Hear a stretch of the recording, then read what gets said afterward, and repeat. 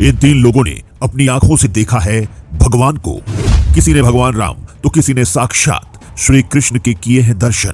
कलयुग के महान संतों की सच्ची घटना किसी भी नास्तिक को बना देगी आस्तिक।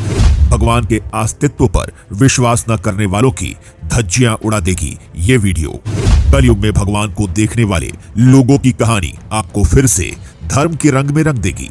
आज कलयुग में ऐसे इंसान मौजूद हैं जो भगवान के अस्तित्व को ही मानने से इनकार करते हैं, लेकिन आज हम आपको ऐसे 4 महान लोगों के बारे में बताने वाले हैं जिन्होंने इस घोर कलयुग में जन्म लेने के बावजूद भी खुद साक्षात भगवान के दर्शन किए हैं। और इनमें सबसे पहला नाम आता है तुलसीदास का।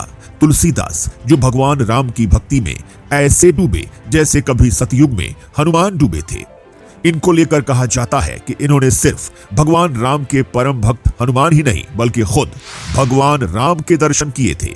तुलसीदास के जीवन की यह सच्ची कहानी भगवान के अस्तित्व पर सवाल उठाने वाले लोगों की धज्जियां उड़ाकर रख देगी। दोस्तों, बात उस वक्त की है जब तुलसीदास भगवान राम की भक्ति में पूरी तरह से डूब चुके थे और रोजाना भगवान राम की कथा कहते थे। उस वक्त बहुत सारे लोग उनकी कथा सुनने आते थे। तभी एक दिन एक प्रेत ने उनको बताया कि आपकी कथा सुनने खुद हनुमान जी भी आते हैं। जिसके बाद तुलसीदास ने हनुमान जी के पैर पकड़ लिए और उनसे भगवान राम के दर्शन करने के लिए कहा।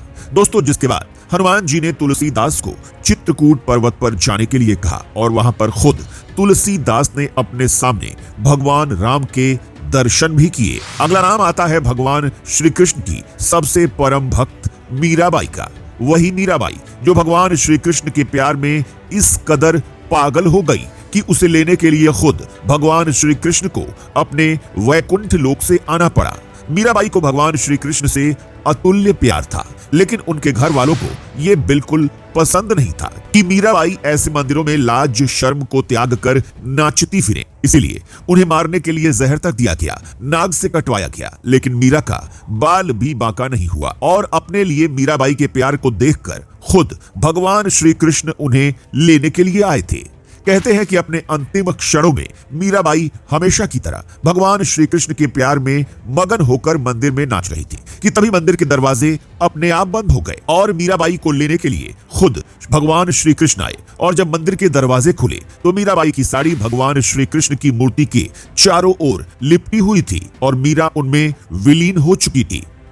तीसरा नाम आता है रामकृष्ण परमहंस का। वही रामकृष्ण परमहंस जी जो स्वामी विवेकानंद के गुरु थे और जो मां काली के परम भक्त थे।